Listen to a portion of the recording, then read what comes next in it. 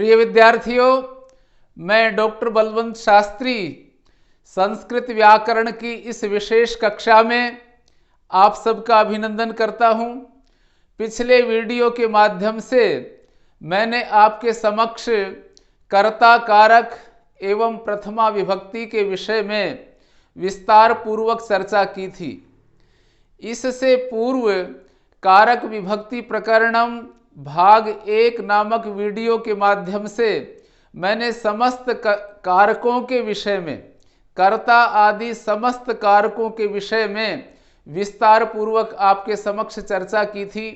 इन दोनों वीडियोस को आपने देखा होगा, सुना होगा, समझा होगा। यदि आपने अभी तक इन वीडियोस को नहीं देखा हो तो आप अवश्य ही इनको देखें, ताकि कारक प्रकरण से संबंधित समस्त प्रकार की जानकारी आपको हो सके। चलिए, आज के वीडियो के माध्यम से मैं आपके समक्ष चर्चा करने वाला हूं कर्म कारक और द्वितीया विभक्ति। कर्म कारक के विषय में कारक विभक्ति प्रकरणम भाग 1 नामक वीडियो में मैं विस्तार से चर्चा कर चुका हूं। फिर भी आज जो है उस चर्चा को थोड़ा और जो आज इस द्वितीय विभक्ति के प्रकरण में आवश्यक है, मैं उस चर्चा को आपके सामने रख रहा हूं। मित्रों, कर्म कारक और द्वितीय विभक्ति। कर्म कारक के विषय में महर्षि पाणिनि कहते हैं करतुः रीप्सिततमं कर्म। ये उन्होंने कर्म की परिभाषा जो हम पहले भी पढ़ चुके हैं, आज फिर से मैं आपके समक्ष उसकी पुनरावृत्ति कर रहा हूं। आचार्य पाणिनि कह रहे हैं कि करतु रीप सित तमम कर्म, ये कर्म की परिभाषा दी है। कर्ता का जो ईप्सित तम होता है, करतुहु कर्ता का, ईप्सित तमम, ईप्सित नहीं, ईप्सित तम, कर्ता का जो ईप्सित तम होता है, कर्ता जिसको सर्वाधिक चाहता है, कर्ता का जो मोस्ट वांटेड होता है, कर्ता अपनी क्रिया के द्वारा जिसको सर्वाधिक चाह रहा है, उसे कर्म कारक कहा जाता है। ये जो कर्म कारक है, कर्म कारक विधायक सूत्र है, इसके विषय में हमें दो बातें विशेष करके ध्यान में रखनी है कि इसमें आप धातु है, आपली धातु में आप धातु है और इधर सन प्रत्यय है। सन आप धातु व्याप्ति अर्थ में होता है, आप धातु व्याप्ति अर्थ में होती है तथा सन प्रत्यय इच्छा अर्थ में होता है। तो यहाँ एक प्रकृति का अर्थ हमें लेना है, दूसरा प्रत्यय का अर्थ हमें लेना है।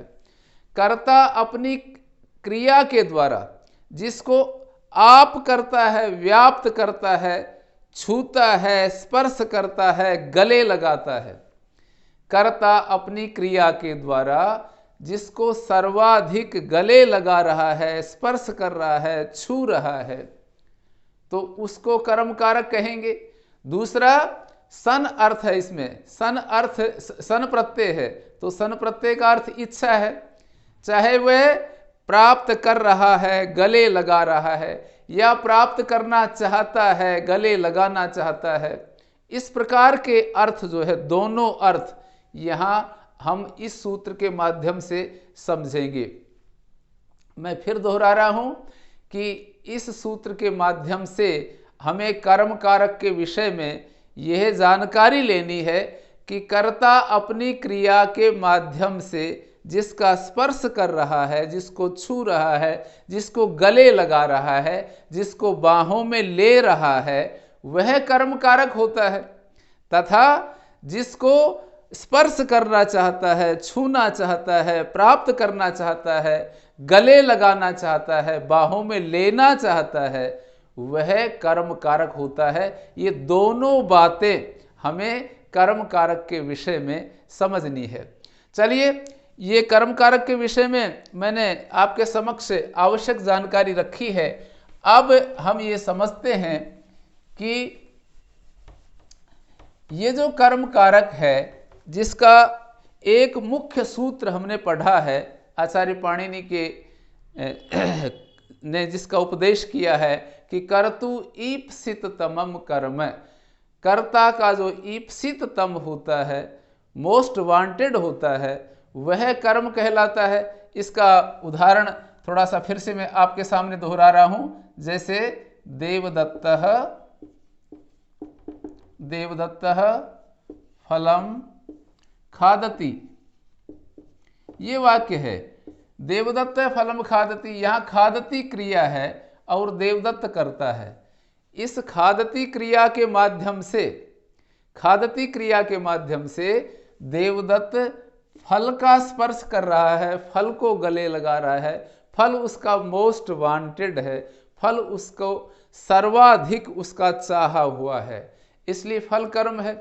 एक और उदाहरण, जैसे देवदत्तः दिल्लीम गच्छति, देवदत्तः दिल्लीम गच्छति, यहां गच्छति क्रिया है, उसका कर्ता देवदत्त है और दिल्ली कर्म है। क्यों?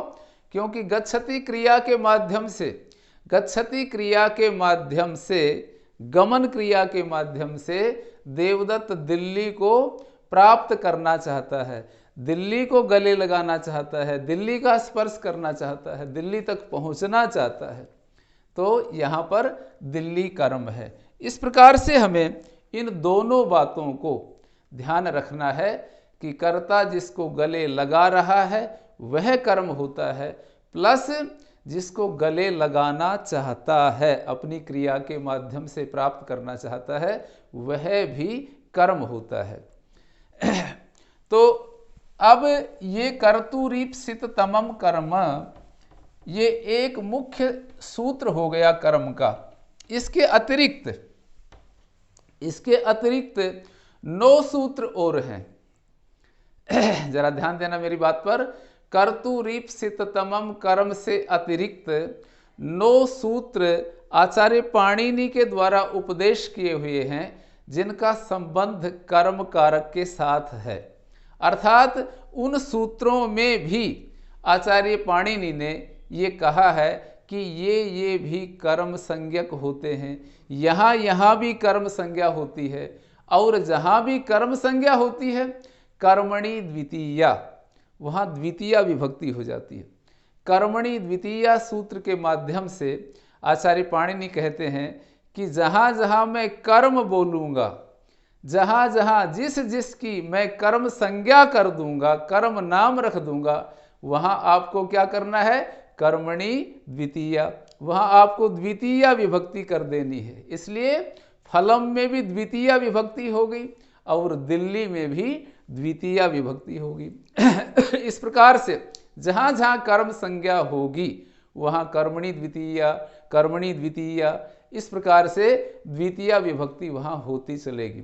चलिए, कर्तुरीप्सित तमम के आगे महर्षि पाणिनि अपनी बात कर्म कारक से संबंधित जो उनकी चर्चा है, उस चर्चा को आगे बढ़ाते हुए कहते हैं, तथा युक्तम च नीप्सितम, तथा युक्तम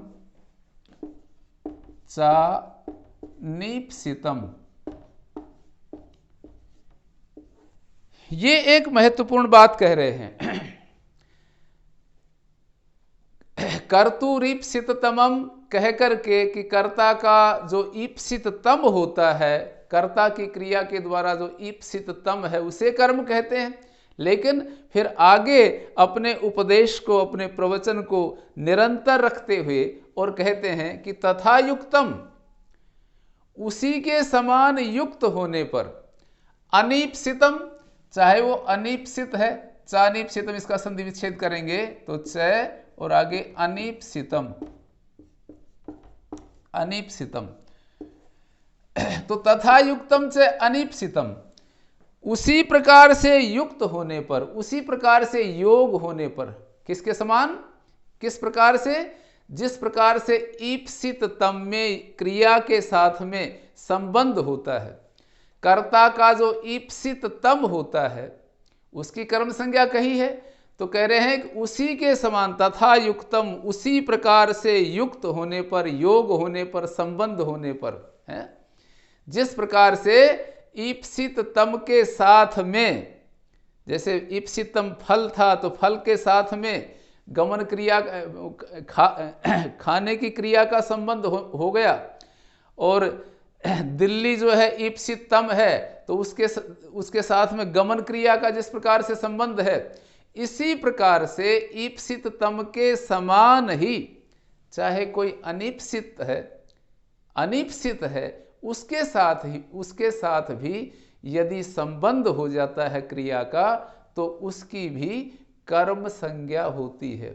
तथा ऊपर से कर्म की अनुवृत्ति आ रही है, ऊपर वाले सूत्र से कर्म की अनुवृत्ति आ रही है इस सूत्र में, और ये कहा है कि ईप्सित तम के समान ही यदि क्रिया का संबंध होता है तो अनिप्सित हो, चाहे उसको नहीं चाहता है, अनिप्सित जिसकी इच्छा नहीं हो, जिसकी इच्छा न की हो, जिसको न चाहा हो, तो उसकी भी कर्म संज्ञा हो जाती है। ये बात इस सूत्र के माध्यम से महर्षि पाणिनि कह रहे हैं। जैसे ग्रामम गच्छन चौरान पश्यति, देवदत्त अपने गांव जा रहा है, देवदत्त नामक व्यक्ति अपने गांव जा रहा है, ग्रामम गच्छन, अपने गांव जा रहा है, लेकिन रास्ते में चोर मिल जाते हैं, तो चौरान पश्यति, चोरों को देखना नहीं चाहता था, उसकी कोई प्लान नहीं थी, कोई इच्छा नहीं थी कि मैं गांव जा रहा हूं तो रास्ते में चोर मिलेंगे, उन चोरों को मैं देखूंगा, ऐसी कोई इच्छा नहीं थी, लेकिन रास्ते में चोर मिल गए, अनचाहे मिल गए, बिना चाहे हुए, और चोरों को उसने देख लिया। तो जिस प्रकार से क्रिया का संबंध ईप्सित तम के साथ होता है, उसी प्रकार से यहाँ चोर जो अनीप्सित हैं उसके साथ भी देखने की क्रिया का संबंध हो गया, चोरों का और देखने की क्रिया का संबंध हो गया। किस प्रकार से हो गया? जिस प्रकार ईप्सित तम के साथ होता है, इसी प्रकार से क्रिया का संबंध हो गया। तो महर्षि पाणिनि कहते हैं ऐसी स्थिति में जहां ईप्सित तम के समान ही क्रिया का संबंध हो जाए, तो वहां चाहे ईप्सित तम ना हो, ईप्सित ना हो, न चाहा हुआ है वहां अर्थ, फिर भी वहां कर्म संज्ञा हो जाएगी। तो यह चोर की कर्म संज्ञा हो जाएगी। चोर को चाहता नहीं था देखना देवदत्त, फिर देख लिया, तो अब यहाँ चोर की कर्म संज्ञा होगी और कर्मणि द्वितीया, यहाँ द्वितीय विभक्ति होगी, चौरान पश्यति। इसी प्रकार से ग्रामम गच्छन वृक्ष मूलानि उपसर्पति, वृक्ष मूलों को छूता जा रहा, छूना नहीं चाहता, लेकिन रास्ते में है, वृक्ष मूल हैं, जड़ हैं, तो वहां पर जो है उनका स्पर्श होता चल रहा है। अजानन वृक्ष विषम भक्षयति, कोई विष खाना नहीं चाहता है, भोज रोटिकाम दुग्धम पिबन, या रोटिकाम खादन, या भोजनम कुर्वन, जो है विषम भुंगते, भोजन कर रहा है लेकिन अनजाने में विष भी खा लेता है। तो विष भी यहाँ पर खाने की क्रिया के साथ में उसी प्रकार से संबंधित हो गया है जिस प्रकार ईप्सित तम के साथ में क्रिया का संबंध होता है। तो यहाँ विष भी कर्म माना जाएगा, चाहे उसको वह खाना नहीं चाह रहा है। तो इस प्रकार से ये सरल सूत्र था कि तथा युक्तम से अनिप्सितम। अगली बात कहते हैं कर्म कारक के संबंध में तीसरी महत्वपूर्ण उद्घोषणा महर्षि पाणिनि कर रहे हैं, अकथितम च, अकथितम च। अब यहां क्या कह रहे हैं अकथितम च सूत्र के माध्यम से? अकथितम च कारकम कर्म संज्ञम भवति। जो अकथित कारक होता है वह भी कर्म संज्ञक होता है, उस कारक की भी कर्म संज्ञा होती है। अकथित किसके द्वारा? अपादानादि कारकों के द्वारा। अपादान आदि जो कारक है, मैंने पहले आपके समक्ष चर्चा की थी कि महर्षि पाणिनि ने सबसे पहले अपादान कारक का उपदेश किया है। कारक के प्रकरण में उन्होंने सबसे पहले अपादान कारक को हमें समझाया है। इसलिए कह रहे हैं कि अपादान आदि कारक, अपादान आदि कारकों के द्वारा जो अकथित है, जिसको कहा नहीं गया, न कथितम अकथितम, नए तत्पुरुष समास। फिर से दोहरा रहा हूं अपनी बात को कि अपादान आदि किसी भी कारक के द्वारा जिसको कहा नहीं गया, वो कारक की योग्यता रखता है। जो कारक की योग्यता तो रखता है, लेकिन अपादान आदि न अपादान के द्वारा कहा गया, न कर्ता के द्वारा, न कर्म के द्वारा, न करण के द्वारा, न संप्रदान के द्वारा, न अधिकरण के द्वारा, किसी के भी द्वारा जो कहा नहीं गया, अर्थात जिसकी 6 कारकों में से कोई भी कारक संज्ञा नहीं हुई है, नहीं की गई है, लेकिन योग्यता रखता है, डिजर्व करता है? मेरिट में उसका नाम है, लेकिन उसको कहा नहीं गया।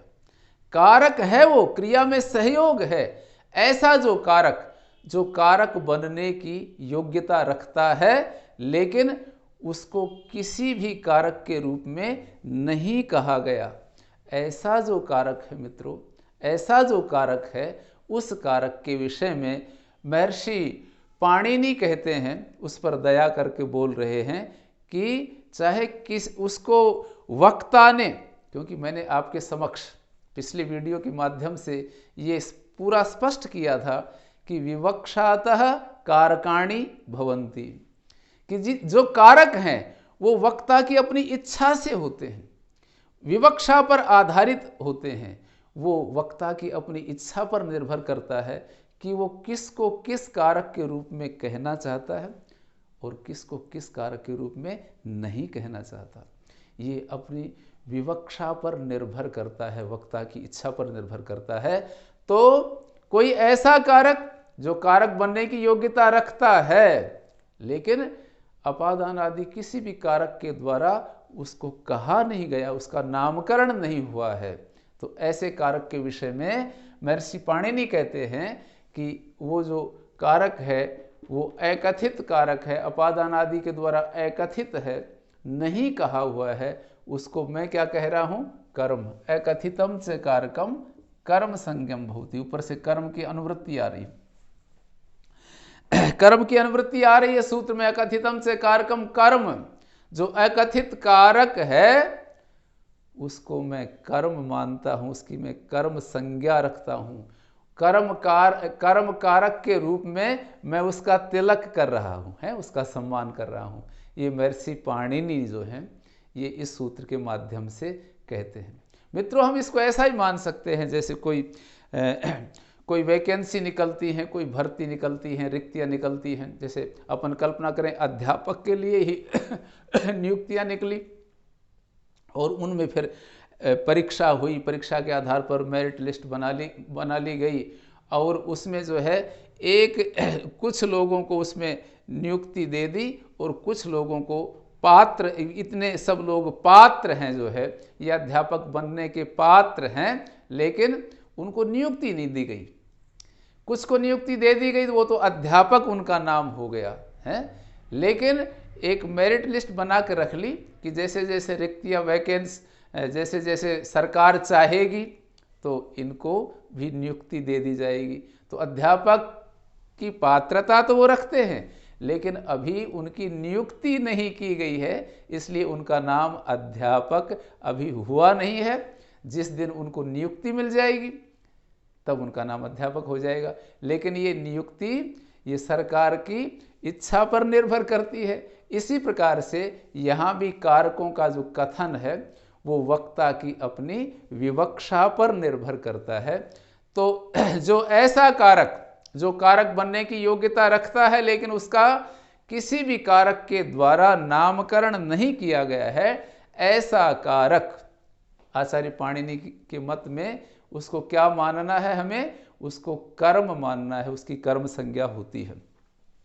अब यह ऐसी स्थिति जो है, इसके विषय में महर्षि पतंजलि जो पाणिनि के सबसे बड़े व्याख्याकार हैं, पाणिनि व्याकरण के सबसे बड़े व्याख्याकार, सर्वाधिक प्रमाणभूत जो आचार्य हैं, वो कहते हैं ये जो स्थिति है ये सब जगह नहीं बनेगी, ये कुछ धातु हैं वहाँ पर इस प्रकार की स्थिति बनेगी। वहाँ दो दो कर्म जो हैं, दो दो कर्म वहाँ हम स्वीकार करेंगे, और उन धातुओं को द्विकर्मक धातु भी कहा जाता है। तो ऐसी स्थिति कहाँ होगी, ऐसी स्थिति कहाँ कहाँ बनेगी, उसके लिए महर्षि पतंजलि ने 16 धातुओं का परिगणन किया है। तो महाभाष्यकार महर्षि पतंजलि ने इन 16 धातुओं का इस प्रकार से परिगणन किया है। दुह, याच और पच, दंड, रुध, प्रच्छ और ची और जी और ब्रू और श्वास, ब्रू और ब्रू के बाद में ये श्वास, मथ और मुष और नी और री और कृष और वह, ये 16 धातु हैं मित्रों। ये 16 धातु हैं, 1 2 3 4 5 और ये 6, ये 7 8 और ये 9 10 11 12 13 14 और ये 15 और ये 16। महर्षि पतंजलि कहते हैं कि ये 15 धातु है जहाँ इस प्रकार की परिस्थिति बनेगी कि वहाँ ये किसी न किसी कारक की योग्यता रखते हैं इन धातुओं के प्रयोग में, और वहाँ उस कारक उसको उस रूप में नहीं कहा जाएगा, तो वहाँ उसकी अकथित होने के कारण उसकी कर्म संज्ञा होगी। जैसे देखते हैं, उदाहरण के माध्यम से देखते हैं, जैसे दुहे, दुहे का अर्थ है दुहना। तो जैसे अपन कहें कि गाम दोग्धी, गाम दोग्धी, दोग्धी पयः, कि गाय से दोग्धी पयः, पय का अर्थ है दूध, देवदत्त है पये दोग्धी, देवदत्त जो है वो पयः दोग्धी, दूध दुह रहा है। तो यहाँ पर दूध तो ईप्सित तम कर्म है, ये तो मुख्य कर्म हो गया, कर्ता का, देवदत्त का ईप्सित तम यहाँ पर दूध है, तो वो तो मुख्य कर्म हो गया। पयः देवदत्तः दोग्धी किम पय, पये दोग्धी, दूध दुह रहा है। लेकिन गाय जो है वो ईप्सित तो है, लेकिन वो ईप्सित तम नहीं है, इसलिए उसकी कर्म संज्ञा नहीं होगी। लेकिन यहाँ गाय को अपादान कारक के रूप में कहा जा सकता है। यहाँ पर गाय जो है वो अपादान कारक बनने की योग्यता रखती है। क्यों? क्योंकि वहाँ से दूध अलग हो रहा है, देवदत्त दूध दुह रहा है, तो गाय से जो है वो दूध अलग हो रहा है। तो यहाँ अपादान कारक के रूप में गाय को कहा जा सकता है। लेकिन वक्ता के द्वारा जब यहाँ गाय को अपादान कारक के रूप में नहीं कहा जाएगा, तब यहाँ गाय की कर्म संज्ञा होगी, और कर्मणि द्वितीया सूत्र के माध्यम से यहाँ द्वितीया विभक्ति हो जाएगी। जब, मित्रों ध्यान देना मेरी बात पर, लेकिन जब अगर वक्ता जो है इस गाय को अपादान कारक के रूप में कहना चाहे, यदि उसको कथित कर दे, अकथित जब है गाय तब तो कर्म होगी, उसकी कर्म संज्ञा हो जाएगी और कर्मणि द्वितीया से द्वितीया विभक्ति होगी। लेकिन यदि वक्ता इसको कहना चाहता है अपादान कारक के द्वारा, अपादान कारक के माध्यम से यहाँ पर कथित कर देता है गो अर्थ को, तो यहाँ पर फिर गोहो अपादान कारक होने से यहाँ पर पंचमी विभक्ति हो जाएगी, तो गोहो गोहो दोग्धी पयः देवदत्तः, इस प्रकार से रूप ये वाक्य बनेगा। कब होगी कर्म संज्ञा? जब उसको अपादान कारक के रूप में नहीं कहा जाएगा गाय को, तो उसकी कर्म संज्ञा होगी और कर्मणि द्वितीया सूत्र के माध्यम से द्वितीया विभक्ति होगी। यदि वक्ता उसको अपादान कारक के रूप में कह देता है तो फिर यहाँ पर गाय अकथित नहीं रहती है, यहाँ पर गाय कथित हो जाती है और उसके अपादान कारक होने से यहाँ पर अपादाने पंचमी फिर पंचमी विभक्ति होगी। इस प्रकार से सभी धातुओं के विषय में, ये जो 16 धातु हैं, इन सब के विषय में आपको समझना है। एक बार जल्दी से जो है मैं आपके समक्ष एक एक उदाहरण रखता चल रहा हूँ। ऐसे याच धातु है, याच का अर्थ मांगना है। जैसे वामनः बलिम वसुधाम याचते, वामनः वसुधाम याचते, वामन जो है वो धरती को, पृथ्वी को मांग रहा है, तो वसुधा मुख्य कर्म हो गया, वसुधा जो है वो मुख्य कर्म हो गया। लेकिन वहाँ पर धरती जो है वो बलि से अलग हो रही है, तो वहाँ बलि जो है उसको अपादान कारक के रूप में कहा जा सकता है। जब कहा जाएगा तब तो पंचमी हो जाएगी, लेकिन जब नहीं कहा जाएगा, बलि को अपादान कारक के रूप में नहीं कहा जाएगा, तो उसकी कर्म संज्ञा होगी और कर्मणि द्वितीया से वहाँ द्वितीया विभक्ति होगी, तो प्रयोग होगा वामनः बलिम बलिम वसुधाम याचते।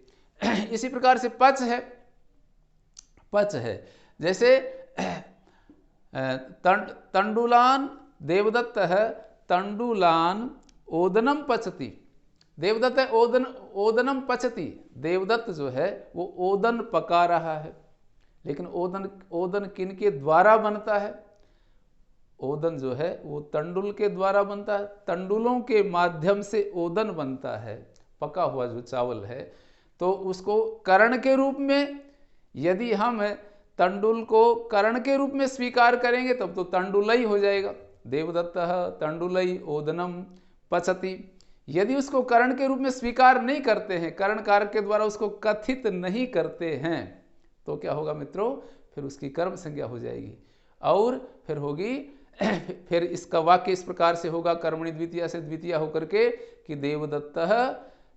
देवदत्तः ओदनम पसति तंडुलान ओदनम पसति, वहां द्वितीय विभक्ति का प्रयोग होगा।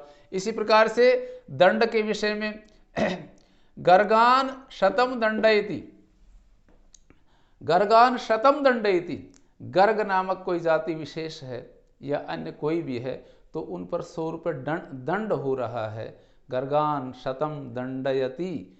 तो यहाँ पर 100 रुपये दंड किया जा रहा है, किन के ऊपर किया जा रहा है? गर्गों पर किया जा रहा है, तो वहाँ गर्ग के साथ में कर्म कारक होकर द्वितीय विभक्ति। इसी प्रकार से रुद्र व्रजम अवरुणधिगाम, व्रजम मानी बाड़े में, व्रजम अवरुणधिगाम, तो गाम अवरुणधि गाय को रोकता है, तो अवरुणधि जो क्रिया है उसका कर्म जो है, मुख्य कर्म वो गाय है, गाय को रोक रहा है।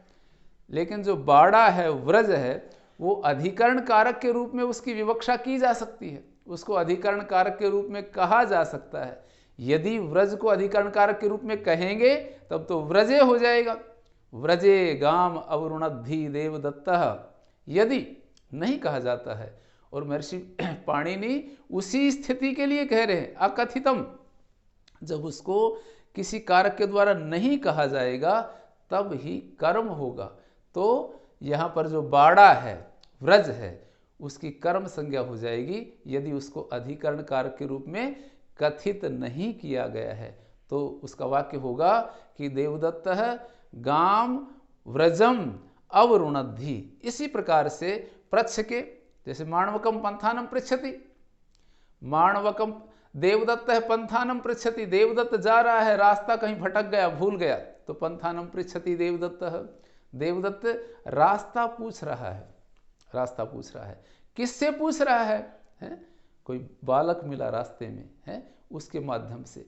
तो बालक को कारण मानेगा या उसको अपादान मानेगा, किसी कारक के रूप में स्वीकार कर लेगा, तब तो कथित होगा।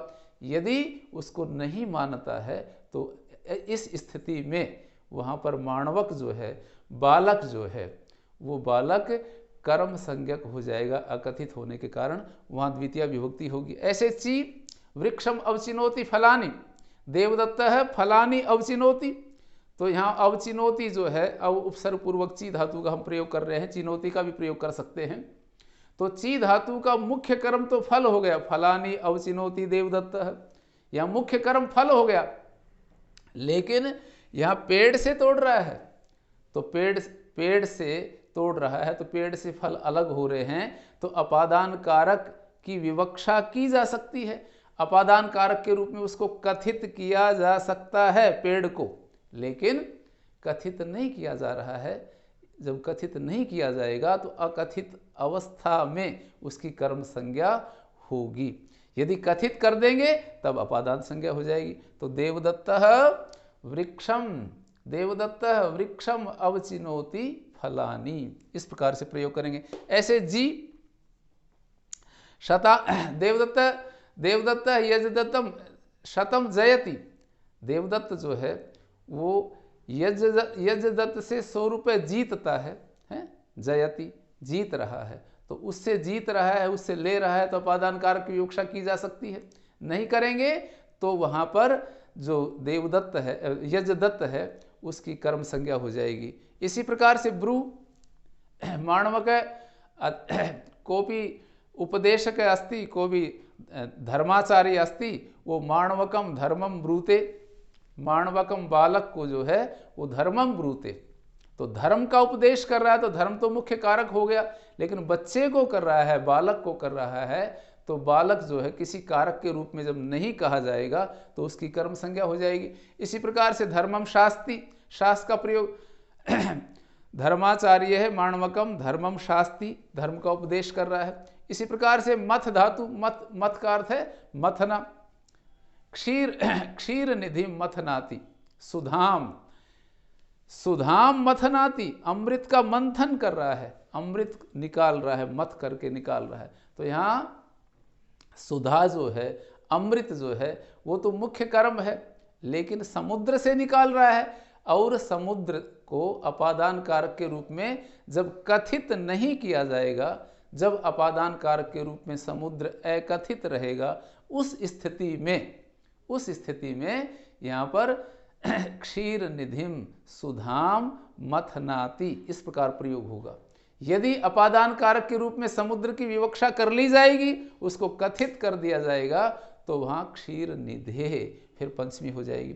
इसी प्रकार से नी री कृष वह, नी का अर्थ ले जाना, री का अर्थ भी ले जाना, कृष का अर्थ भी ले जाना, वह का अर्थ भी ले जाना, ये एक मिलता जुलता इनका सादृश्य है अर्थों में, इसलिए इन चारों को एक साथ ले रहा हूं मैं कि अजाम नयति, बकरी को ले जा रहा है, अजाम नयति, देवदत्त अजाम नयति, देवदत्त अजाम हरति, देवदत्त अजाम कर्षति, देवदत्त अजाम वहति, कुत्र ग्रामम, गांव में ले जा रहा है।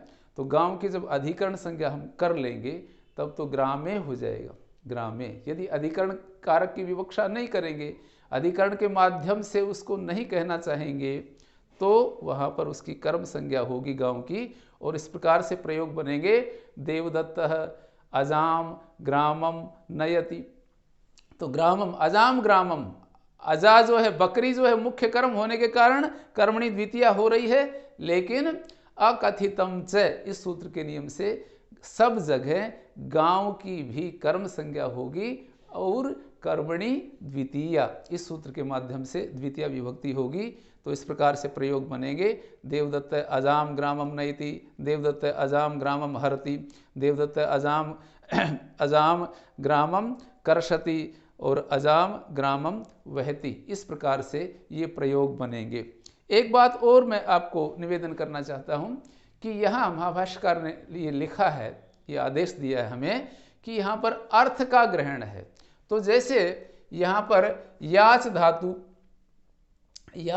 जो है वो मांगने अर्थ में है, तो कहीं पर भिक्ष भी आ जाए, भिक्ष समान अर्थ आ जाए, है समान, तो भिक्ष धातु, भिक्षते का भिक्ष धातु आए तो वहाँ भी यही स्थिति बनेगी और भिक्ष धातु के प्रयोग में भी वहाँ पर कर्म संज्ञा हो जाएगी जो अकथित कारक है। इसी प्रकार से अन्य धातुओं के विषय में भी हमें समझ लेना चाहिए। ये मैंने आपके समक्ष इन 16 धातुओं की रूपरेखा रखी है कि इन धातुओं के प्रयोग में ऐसी स्थिति बनेगी जहाँ किसी कारक की योग्यता होगी कारक बनने की, और उसको उस कारक के रूप में नहीं कहा जाएगा, तो फिर वहाँ उस कारक को कर्म कहा जाएगा, उसकी कर्म संज्ञा हो जाएगी, और कर्म संज्ञा होने के द्वारा फिर वहाँ पर कर्मणि द्वितीया, इस सूत्र के माध्यम से द्वितीया विभक्ति का हम प्रयोग करेंगे।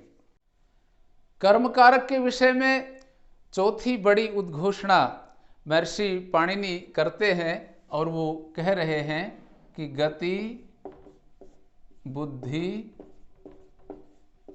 प्रत्यवसानार्थ,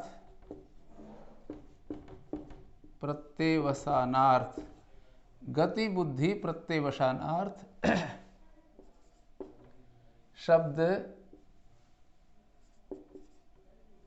शब्द कर्मा कर्म कारणा मणि कर्ता से णौ, इस प्रकार से एक बहुत बड़ी उद्घोषणा वो कर्म कारक के उपदेश के प्रवचन के इस क्रम में कर रहे हैं, श्रृंखला में कर रहे हैं। और इसमें 5 बातें कही, 5 विशेष बातें कही हैं महर्षि पाणिनि ने कि इन 5 परिस्थितियों में भी कर्म संज्ञा होगी, उस कारक को हम कर्म कहेंगे, और कर्म कहने से कर्मणि द्वितीया से द्वितीय विभक्ति होगी। कहाँ कहाँ देखिएगा जरा, गति बुद्धि प्रत्यवसानार्थ, यहाँ पर गति बुद्धि और प्रत्यवसान, प्रत्यवसान का अर्थ शब्द के साथ में समास है। गतिश्च बुद्धिश्च, गतिश्च बुद्धिश्च प्रत्यवसानम च, गति बुद्धि प्रत्यवसानानि, और इस प्रकार से द्वंद्व समास किया, और द्वंद्व समास करके फिर अर्थ शब्द के साथ में उसका बहुब्री समास कर दिया। गति बुद्धि प्रत्यवसानानि अर्थः येषाम ते गति बुद्धि प्रत्यवसानार्था, इस प्रकार से यहाँ पर जो मैंने पहले भी आपके समक्ष निवेदन किया था कि द्वंद्व समास के अंत में अथवा द्वंद्व समास के आदि में जो पद आता है उसका प्रत्येक के साथ में संबंध होता है। तो यहाँ अर्थ होगा कि गति अर्थ वाली, यह जो अर्थ शब्द है उसका प्रत्येक के साथ में संबंध, गति अर्थ वाली धातुओं, गति अर्थ वाली धातु, बुद्धि अर्थ वाली धातु, ध्यान देंगे, गति अर्थ वाली धातु, बुद्धि अर्थ वाली धातु, और प्रत्यवसान, प्रत्यवसान भोजन, भोजन को कहते हैं, खाने की क्रिया को प्रत्यवसान। तो गति अर्थ वाली धातु, बुद्धि अर्थ वाली धातु, प्रत्यवसान खाने के अर्थ वाली धातु, और फिर कहा शब्द कर्मा, शब्द कर्म, जिन धातुओं का शब्द कर्म है, शब्द कर्म वाली धातु, और फिर कहा अकर्म का नाम, यहाँ शब्द कर्मा और इसका संधि विच्छेद करेंगे तो अकर्म का नाम, अकर्म का नाम, और अकर्मक जो धातु हैं उनमें अणिकर्ता, अनंत अवस्था में अणिकर्ता, अनंत अवस्था में जो करता है, सैणव कर्म, ऊपर से कर्म की अनुवृत्ति आ रही है, कर्म का प्रकरण चल रहा है, कर्ण का विषय चल रहा है, तो अणिकर्ता सैणव, अनंत अवस्था में जो कर्ता होता है वह अनंत अवस्था में कर्म बन जाता है। एक बार फिर से दोहरा रहा हूं। गति अर्थ वाली धातु, बुद्धि अर्थ वाली धातु, प्रत्यवसान भोजन अर्थ वाली धातु, शब्द कर्म वाली धातु और अकर्मकाणाम अकर्मक धातु, इन धातुओं के प्रयोग में अणिकर्ता, जो अनंत अवस्था में जो करता रहता है, अनंत का अर्थ है जहाँ णिच प्रत्यय आता है, णिच प्रत्यय आता है, णिच प्रत्यय प्रेरणा का अर्थ में आता है। हेतुमति च, यह आचार्य पाणिनि का सूत्र है तीसरे अध्याय में। हेतुमति च सूत्र के माध्यम से वो णिच प्रत्यय का विधान करते हैं और प्रेरणा अर्थ में करते हैं।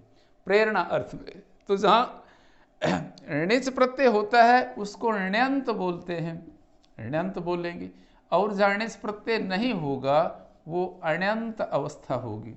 तो ये कह रहे हैं कि अणि करता, अण्यंत अवस्था में जो करता है, सैणौ कर्म, वह अण्यंत अवस्था में क्या हो जाता है, कर्म बन जाता है। अनंत अवस्था में अर्थात णिच प्रत्यय जब नहीं होता है तब जो कर्ता बनता है, णिच प्रत्यय के अभाव में जो कर्ता रहता है, वह णिच प्रत्यय की उपस्थिति में क्या बन जाता है, वह कर्म बन जाता है।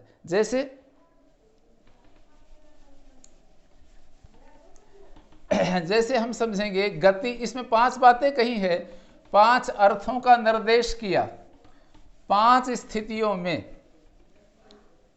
जैसे गति अर्थ, पहला है गति अर्थ में, गति अर्थ में, दूसरा है बुद्धि अर्थ में, और तीसरा है प्रत्यवसान, प्रत्यवसान अर्थ में, भोजन अर्थ में, और चौथा कहा है शब्द कर्म, शब्द कर्म वाली धातुओं के प्रयोग में, और 5वां कहा है अकर्मक, अकर्मक धातुओं के प्रयोग में। देखिए एक एक उदाहरण इनका ले रहे हैं। जैसे गति, जैसे देवदत्त गच्छति, देवदत्त गच्छति, देवदत्त जा रहा है। अब यह णिच प्रत्यय का प्रयोग नहीं है, उसको कोई प्रेरणा नहीं कर रहा है।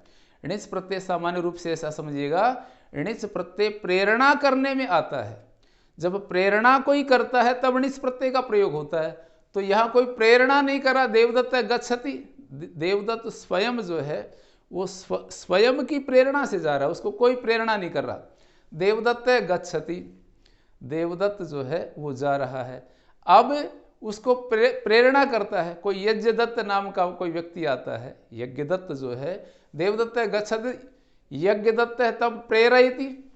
अब यज्ञदत्त जो है वो उसको प्रेरणा करता, प्रेरणा करने लग रहा है, तो क्या होगा, देवदत्त यज्ञदत्त जो प्रेरणा करेगा, तो इस प्रकार से वाक्य बनेगा, देवदत्त गच्छति और यज्ञदत्त, यज्ञदत्त देवदत्तम, देवदत्तम गमयति। यहां पर गमयति जो है, इसमें गम धातु से णिच प्रत्यय का प्रयोग कर दिया प्रेरणा अर्थ में। जब णिच प्रत्यय का प्रयोग होगा तो गमयति रूप बनेगा। तो देवदत्त गच्छति, ये तो अनंत अवस्था थी, तो अनंत अवस्था में यहां जो देवदत्त करता है, जब णिच प्रत्यय नहीं है मित्रों, तब देवदत्त गच्छति, यहां देवदत्त कर्ता कारक है।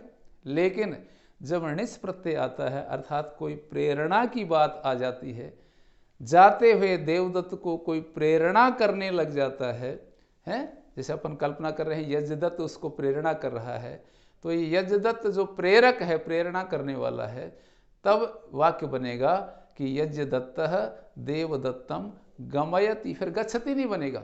यहाँ जो देवदत्त कर्ता था वह देवदत्त यहाँ कर्म बन गया, और कर्म बनने के कारण कर्मणि द्वितीया, यहाँ द्वितीय विभक्ति होगी।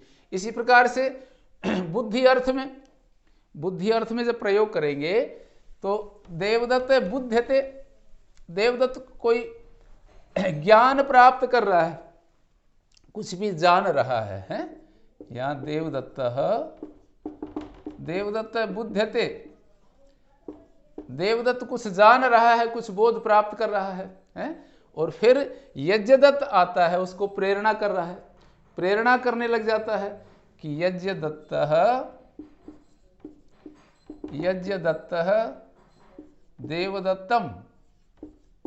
देवदत्तम बोधयति। अब बोधयति यहां णिच प्रत्यय हो गया। प्रेरणा अर्थ में धातु से णिच प्रत्यय आ जाता है। तो जब णिच प्रत्यय आ गया तो ये अब अण्यंत नहीं रहा, ये ण्यंत हो गया। तो ण्यंत की स्थिति में जो कर्ता देवदत्त था वह क्या बन गया? कर्म बन गया। देवदत्त बुध्यते, देवदत्त स्वयं जान रहा है, ज्ञान प्राप्त कर रहा है, लेकिन उस ज्ञान प्राप्त करते हुए देवदत्त को यज्ञदत्त आकर प्रेरणा करने लग जाता है, कुछ सिखाने लग जाता है। तो फिर वो यज्ञदत्त, वो देवदत्त जो पहले णिच प्रत्यय के अभाव में कर्ता था, वह अब णिच प्रत्यय में क्या बन गया? कर्म बन गया, और कर्मणि द्वितीया। इसी प्रकार से प्रत्यवसान, जैसे देवदत्त भुंगते, भोजन के अर्थ में जैसे कहेंगे देवदत्त भुंगते, देवदत्त खा रहा है, देवदत्त भुंगते, फलम भुंगते, कुछ भी है, देवदत्त भुंगते, देवदत्त खा रहा है। लेकिन इस खाते हुए देवदत्त के पास यज्ञदत्त आकर फिर बैठता है, और देवदत्त यज्ञदत्त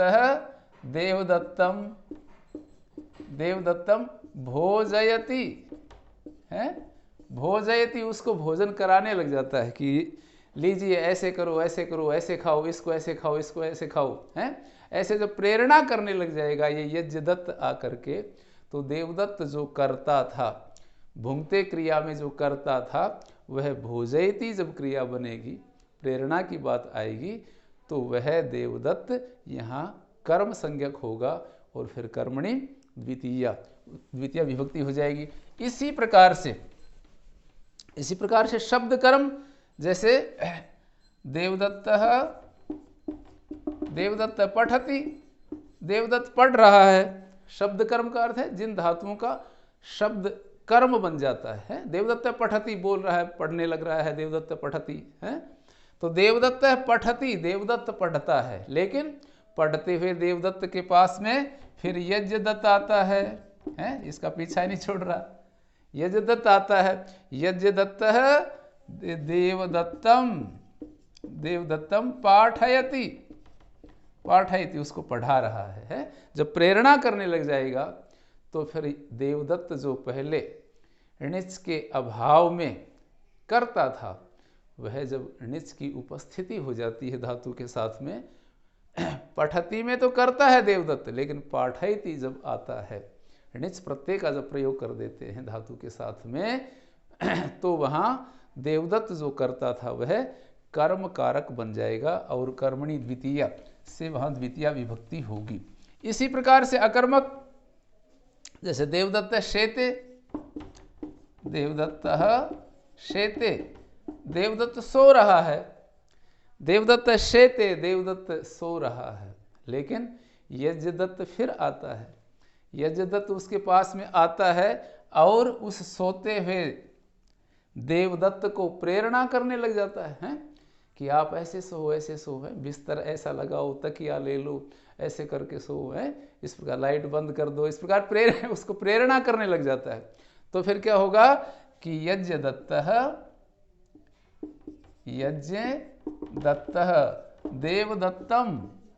देवदत्तम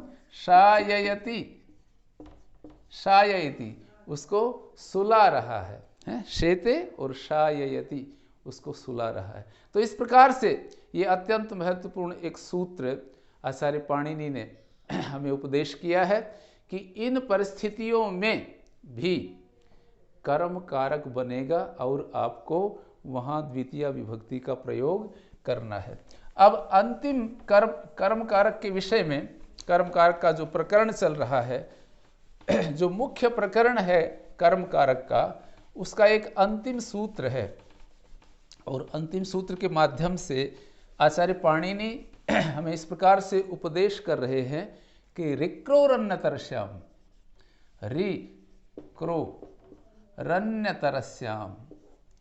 रिक्रो रण्य तरस्याम। संस्कृत व्याकरण में अन्य तरस्याम, अन्य तरस्याम जो शब्द होता है वह विकल्प के लिए होता है। विकल्प, अन्न तरस्याम का अर्थ विकल्प से होगी वह विधि। जहां भी अन्न तरस्याम सूत्रों के अंतर्गत ये शब्द आता है, वहां उस विधि का विकल्प किया जाता है, ऑप्शन से वह विधि होती है। अर्थात एक बार वो विधि होती है, एक बार नहीं होती है। तो यहाँ क्या कह रहे हैं कि री और क्री दो धातु, री और क्री ये जो दो धातु हैं, इन दो धातुओं के विषय में अनंत अवस्था में जो कर्ता, अभी जो हमने सूत्र पढ़ा उसी को आगे थोड़ा उसी बात को आगे बढ़ा करके कह रहे हैं कि री धातु कहीं आए, री हरण करना अर्थ में, ले जाना अर्थ में, और क्री धातु सॉरी क्री इस प्रकार से है,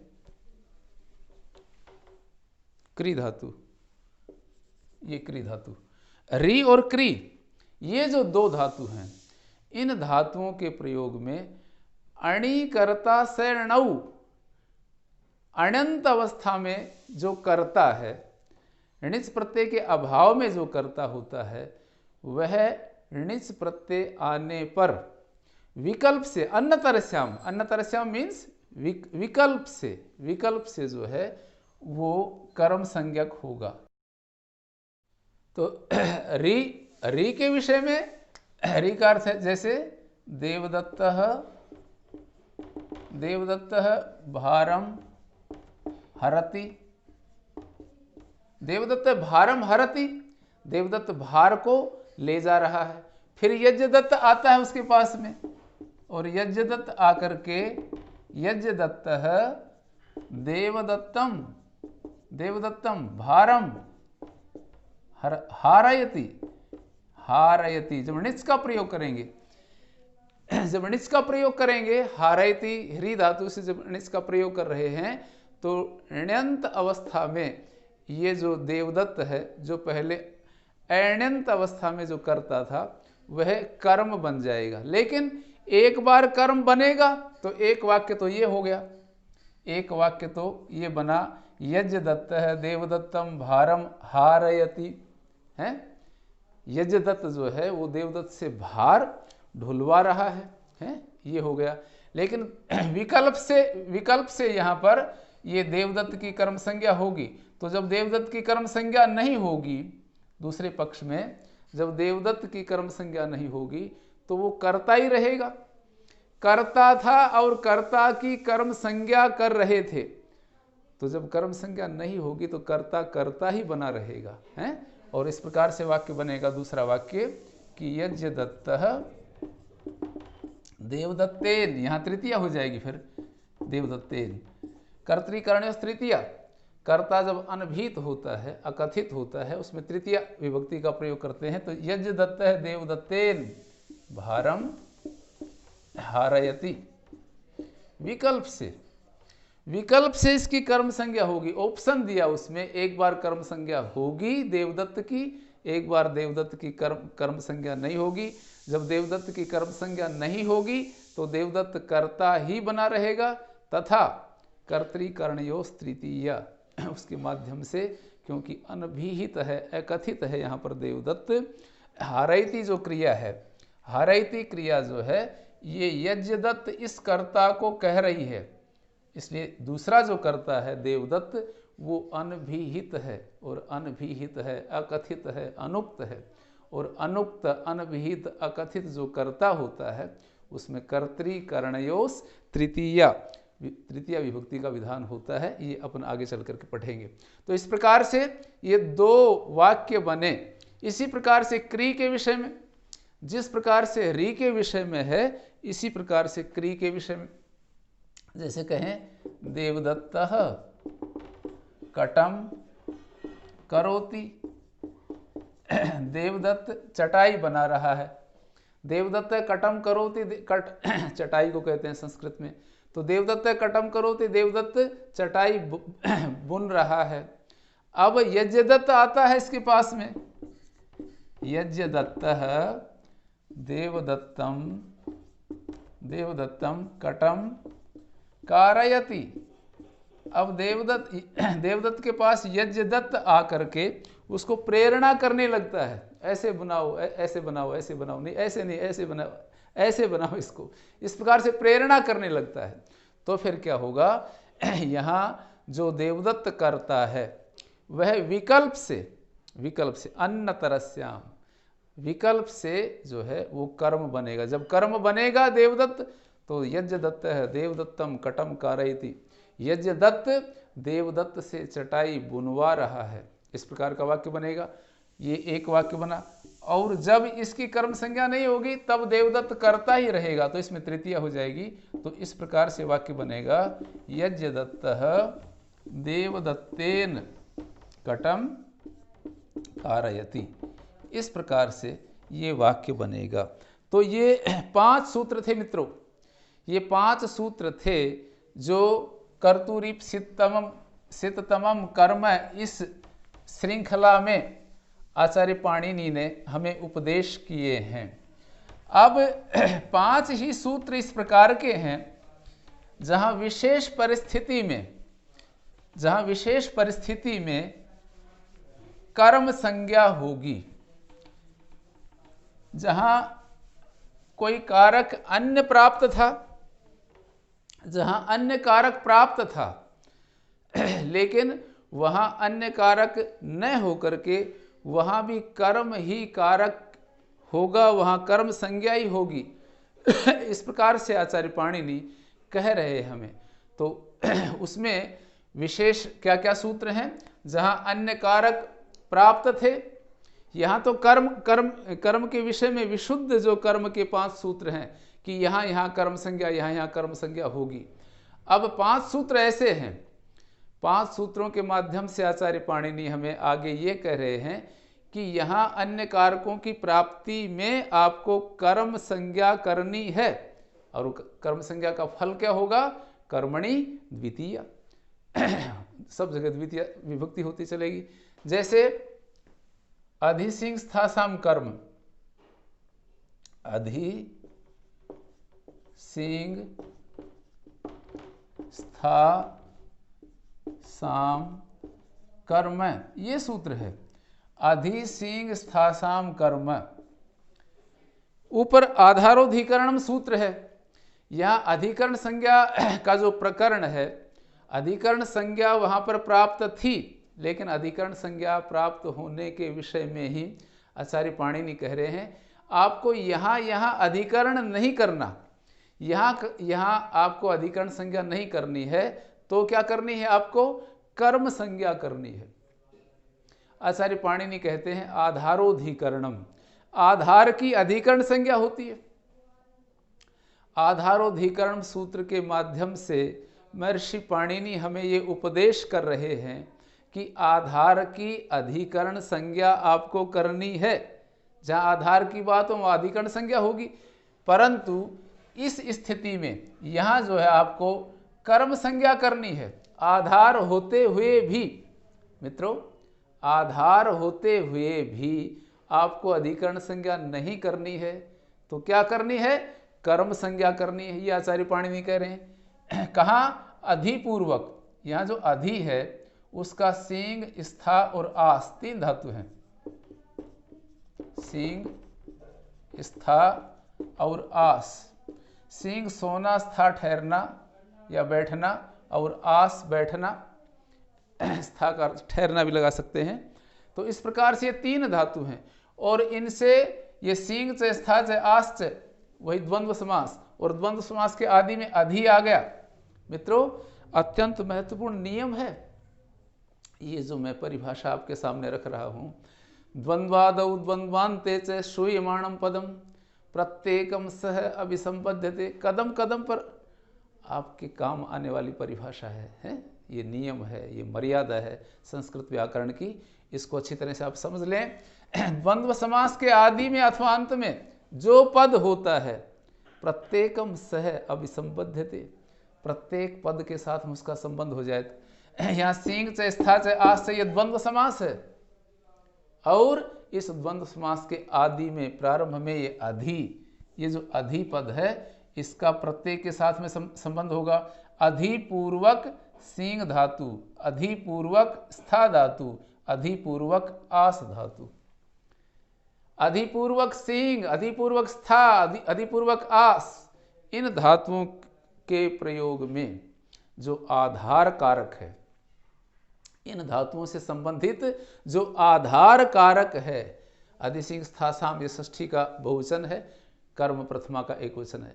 इन धातुओं से संबंधित जो आधार, अधिसिंग स्था साम आधार, इन धातुओं से संबंधित जो आधार होता है उस आधार की अधिकरण संज्ञा मत करना, उसकी कर्म संज्ञा करना। कहते हैं उसकी कर्म संज्ञा होती है, और कर्म संज्ञा किस लिए कर रहे हैं कि वहां सप्तमी ना हो करके, यदि अधिकरण संज्ञा करेंगे तो वहां सप्तमी विभक्ति होगी, और सप्तमी विभक्ति इष्ट नहीं है, हम नहीं चाहते वहां सप्तमी विभक्ति, सप्तमी विभक्ति का रूप इस परिस्थिति में संस्कृत वाङ्मय में, संस्कृत भाषा में देखा नहीं जाता, वहाँ द्वितीया ही देखी जाती है। इसलिए आचार्य पाणिनि जो कह रहे हैं सींग स्था और आस, इन धातुओं के साथ में जब अधि उपसर्ग का प्रयोग होता है तो वहाँ आधार की कर्म संज्ञा होती है। ये विशेष बात है, आधार की क्या संज्ञा होगी? कर्म संज्ञा। जैसे उदाहरण लेते हैं,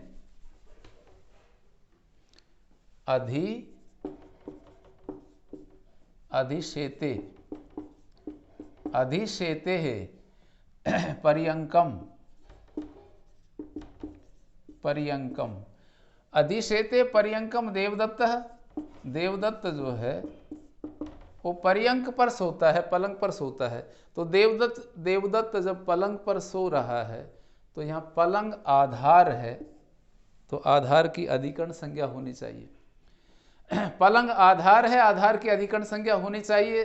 अधिकरण संज्ञा होगी तो सप्तमी विभक्ति होगी। लेकिन आचार्य पाणिनि कह रहे हैं यदि अधिपूर्वक सींग धातु का प्रयोग है, यदि सींग धातु के साथ में अधि उपसर्ग का प्रयोग कर दिया है आपने, तो फिर जो आधार है पर्यंक, उसकी कर्म संज्ञा होगी, और कर्म संज्ञा होने से वहाँ द्वितीय विभक्ति होगी। इसलिए पर्यंके ऐसा नहीं होगा, पर्यंकम होगा। यदि अधिपूर्वक सेते धातु नहीं है, जैसे सेते, सेते देवदत्त, सेते देवदत्त है, तब पर्यंकम नहीं होगा, फिर तो पर्यंके हो जाएगा। आप समझ गए होंगे, आसान सी बात है। यदि सींग स्था और आस धातु अधिपूर्वक आती हैं, कहीं पर इस रूप में आती हैं, अधि उपसर्ग को आगे करके फिर पीछे पीछे आती हैं ये तीनों धातुएं, तो वहाँ आधार की कर्म संज्ञा होगी। यदि अधि को पीछे छोड़ करके और विशुद्ध रूप में स्वयं आती हैं, अकेली आती हैं, अकेली वहाँ पर सींग धातु आ रही है, अकेली स्था धातु आ रही है, अकेली आस धातु आ रही है, तब तो आधार की अधिकरण संज्ञा ही होगी। लेकिन यदि अधि को आगे करके और फिर पीछे पीछे ये आती हैं, उस रूप में वहाँ आधार की कर्म संज्ञा होगी, अधिकरण संज्ञा नहीं होगी। इसी प्रकार से अन्य दोनों धातुओं के विषय में भी अपन देखेंगे। जैसे स्था है तो अधितिष्ठति, स्था से अधितिष्ठति, अधितिष्ठति देवदत्त, अधितिष्ठति देवदत्त पर्यंकम, देवदत्त पलंग पर बैठता है, ठहरता है। इसी प्रकार से आस है तो अधि, अब अधि को यहाँ अधि प्लस आस करेंगे तो यण संधि हो जाएगी और ये अध्यास बन जाएगा। अध्यास मैं मिला करके लिख रहा हूँ, अध्यास्ते, अध्यास्ते देवदत्त पर्यंकम, देवदत्त पर्यंकम अध्यास्ते, देवदत्त पलंग पर बैठता है। इस प्रकार से ये तीन धातुएं थी जिनका प्रयोग जब अधि के साथ में होगा तो वहाँ जो आधार कारक है, ध्यान देना मित्रों, वहाँ जो आधार कारक है उस आधार की कर्म संज्ञा होगी, और कर्म संज्ञा होने से वहाँ द्वितीय विभक्ति का प्रयोग होगा। यदि अधिपूर्वक उन धातुओं का प्रयोग यदि अधिपूर्वक नहीं है, तब यथा प्राप्त आधार की अधिकरण संज्ञा होकर के सप्तमी विभक्ति का प्रयोग करेंगे। तो अधिसिंह साम कर्म, फिर आगे अभिनिविष्च, अभिनिविष्च, ये सूत्र है अभिनिविष्च। इस सूत्र के माध्यम से कह रहे हैं कि अभिनि, ये दो जो है दो उपसर्ग हैं, ये संघात का ग्रहण है, दोनों का युगल ग्रहण है, अभि और नि। तो अभि और नि ये जो उपसर्ग हैं, ये दोनों जब प्लस होंगे, साथ साथ होंगे, तो विष धातु, विष धातु, कहीं पर विष धातु के साथ में अभि नि दोनों उपसर्ग एक साथ आए, एक साथ, मित्रों ध्यान देना, विष धातु के साथ में जब अभि नि ये दोनों उपसर्ग एक साथ आए, उस समय, उस स्थिति में जो आधार कारक होगा, यहाँ भी आधार है, ऊपर वाले सूत्र से आधार आ रहा है, आधार अधिकरण से आधार चला आ रहा है, तो अभि नि पूर्वक जो विष धातु है, वहाँ जो आधार बनेगा, उस आधार की भी कर्म संज्ञा होगी। जैसे अभिनिविशते, अभिनिविशते सन्मार्गम, सन्मार्गम, सन्मार्ग पर कोई जा रहा है, अच्छे रास्ते पर जा रहा है, श्रेष्ठ रास्ते पर कोई चल रहा है, तो कहेंगे अभिनिविशते सन्मार्गम देवदत्तः, देवदत्तः सन्मार्गम अभिनिविशते। देवदत्त श्रेष्ठ रास्ते पर चल रहा है, तो रास्ता आधार है, तो आधार की अधिकरण संज्ञा होनी चाहिए, अधिकरण संज्ञा होगी तो सप्तमी होगी। परंतु अभिनि उपसर्गों के कारण, अभिनि उपसर्गों के कारण यहाँ विष धातु का प्रयोग है, उनके साथ में विष धातु का प्रयोग है, इसलिए यहाँ जो सन्मार्गम है वहाँ द्वितीय विभक्ति होगी, सन्मार्गे नहीं हुआ। जब केवल विष धातु का प्रयोग होगा, मित्रों ध्यान देना, केवल विष धातु का प्रयोग होगा, अथवा नी के साथ में विष धातु का प्रयोग होगा, अथवा अभी, केवल अभी के साथ में विष धातु का प्रयोग होगा, तब वहाँ सप्तमी विभक्ति ही होगी और अधिकरण संज्ञा हो जाएगी। तो सन्मार्गे, सन्मार्गम न होकर के सन्मार्गे होगा। ये अभिनिविशस्य। और आधार के विषय में एक अन्य बात और कह रहे हैं कि आधार कारक यहाँ भी जो है कर्म संज्ञक होगा। कहाँ? उपान वध्यांग वस, उपान वध्यांग वसह। यहाँ पर उप, अनु, अधि और आ, ये चार उपसर्ग हैं, उप, अनु, अधि और आ। इन उपसर्गों के साथ में जब वस धातु का प्रयोग आ जाए तो वहाँ जो आधार कारक है, यहाँ भी आधार अधिकरण से आधार आ रहा है तो उप, अनु, अधि, आ, इन उपसर्गों के साथ में जब वस धातु का प्रयोग होगा तो वहाँ जो आधार बनेगा, वहाँ जो आधार होगा, उस आधार की अधिकरण संज्ञा नहीं होगी, वहाँ भी उस आधार की अधिकरण संज्ञा नहीं होगी। तो क्या होगी मित्रों? कर्म, वहाँ भी कर्म संज्ञा होगी।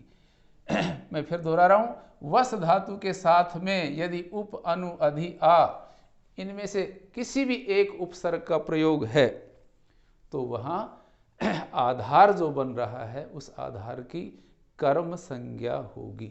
जैसे उपवसति ग्रामम, उपवसति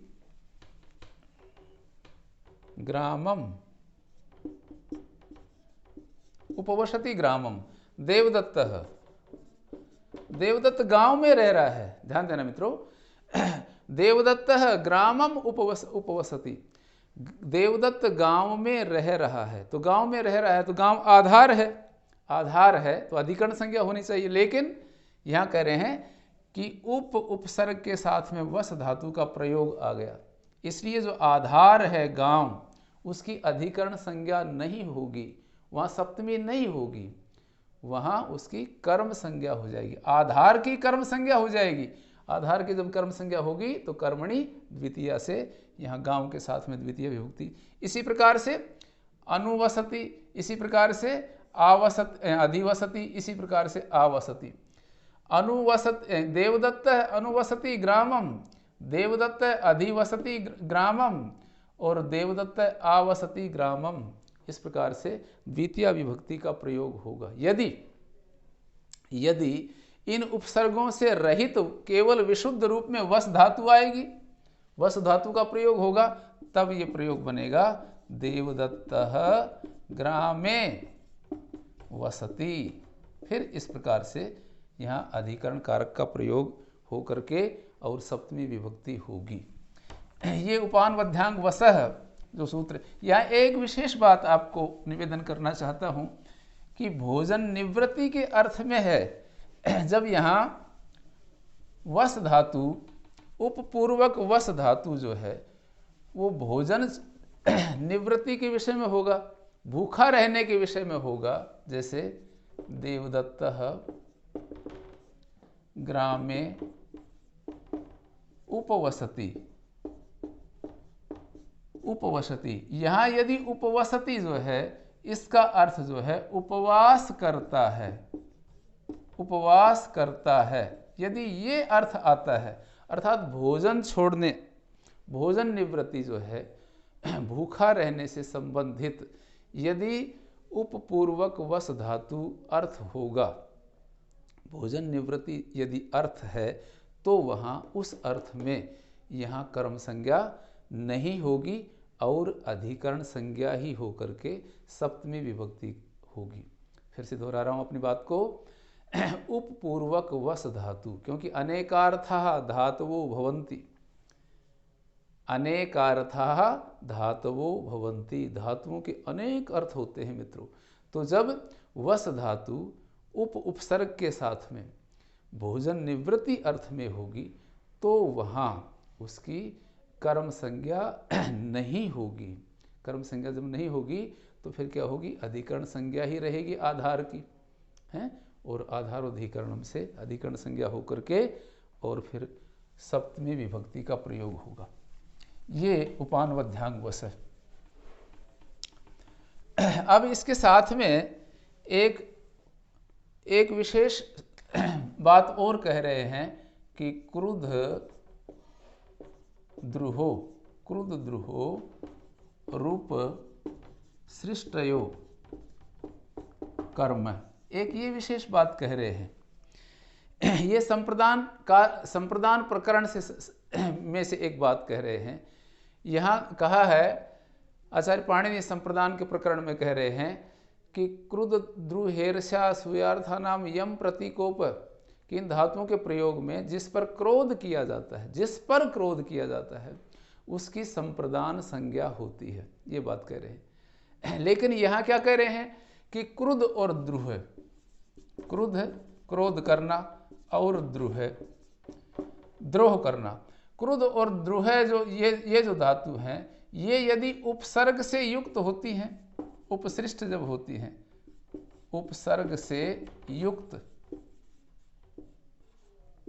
जब ये उपसर्ग से युक्त हो जाती हैं, कौन कौन सी धातु, क्रुद्ध क्रोध करना, द्रुह द्रोह करना, यदि इनके साथ में कोई भी उपसर्ग लगा होता है और उस स्थिति में यम प्रतीकोप, ऊपर से अनुवृत्ति आ रही है मित्रों इस सूत्र में, क्रुद्ध द्रुहो रूप सृष्टयो कर्म, इस सूत्र में ऊपर से यम प्रतीकोप, क्या, यम प्रतीकोप, जिस पर क्रोध किया जा रहा है, ये ऊपर से यम प्रतीकोप, ये तीनों शब्द आ रहे हैं अनुवृत्ति।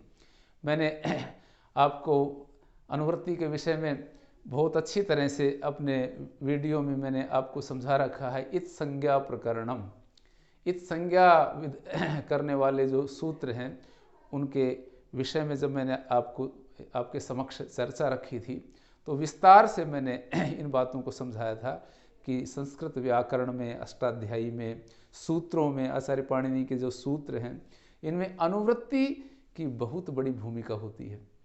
अनुवृत्ति के बिना, अनुवृत्ति को जाने बिना हम सूत्रों के अर्थों को समझ ही नहीं सकते। एक दूसरे से कनेक्टेड हैं, संबंधित हैं, सारे संबद्ध है उन सूत्रों का। तो ये बात इसी प्रकार से यहाँ भी है, ऊपर से यम प्रतीकोप है, इन पदों की अनुवृत्ति आ रही है। तो क्रुद्ध और द्रुह उपसृष्टयो उपसर्ग युक्त, जब क्रुद्ध और द्रुह धातु उपसर्गों से युक्त होंगी, उनमें कोई उपसर्ग लगा होगा, उस स्थिति में यम प्रतीकोपः, यम प्रतीकोपः, जिसके ऊपर कोप है, जिसके ऊपर क्रोध है उसकी कर्म संज्ञा हो जाएगी। एक बार फिर से दोहरा रहा हूं, क्रुद्ध एवं द्रुह धातु जब उपसर्ग से युक्त होंगी, उनके साथ में कोई निश्चित उपसर्ग नहीं कर रहे, जब उपसर्ग वो सोपसर्ग होंगी, सोपसर्ग जब होंगी, कौन? क्रुद्ध एवं द्रुह धातु, तो उस स्थिति में यम प्रतीकोपः, जिस पर क्रोध किया जाता है, जिस पर द्रोह, जिसके साथ में क्रोध किया जा रहा है, जिस पर क्रोध किया जा रहा है, तो वो कर्म, उसकी कर्म संज्ञा होगी। जैसे उदाहरण ले रहे हैं कि पिता पुत्रम संक्रुध्यति, यहां पर क्रुद्ध धातु के साथ में सम उपसर्ग का प्रयोग कर दिया। पिता पुत्रम संक्रुध्यति, यदि सम का प्रयोग नहीं करते तो यहां संप्रदान संज्ञा होकर के पुत्राय होता, लेकिन क्रुद्ध के समान ही द्रुह धातु, जैसे द्रुह, तो जिस प्रकार से पिता पुत्रम अभिद्रुह्यति,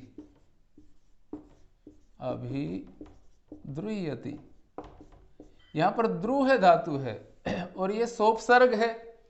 अभी उपसर्ग के साथ में द्रुह धातु का प्रयोग है, तो यम प्रतीकोपः, जिस पर क्रोध है, पुत्र पर क्रोध है, तो उसकी कर्म संज्ञा हो गई, और कर्म संज्ञा होने से कर्मणि द्वितीया, सूत्र के माध्यम से द्वितीया विभक्ति हुई। अब कारक, ये जो कारक से संबंधित, कर्म कारक से संबंधित ये जो चर्चा थी, इसमें अंतिम उपदेश कर रहे हैं आचार्य पाणिनि, दिवः कर्म च,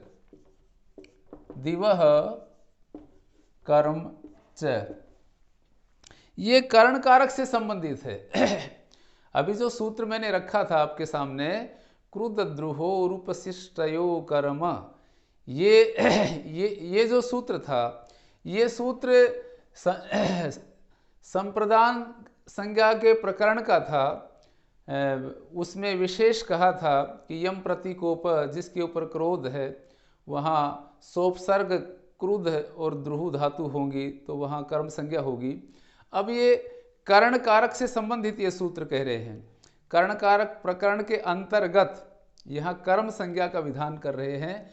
कह रहे हैं दिवः कर्म, दिव धातु है, तो दिव धातु का जो साधकतम होगा, साधकतम,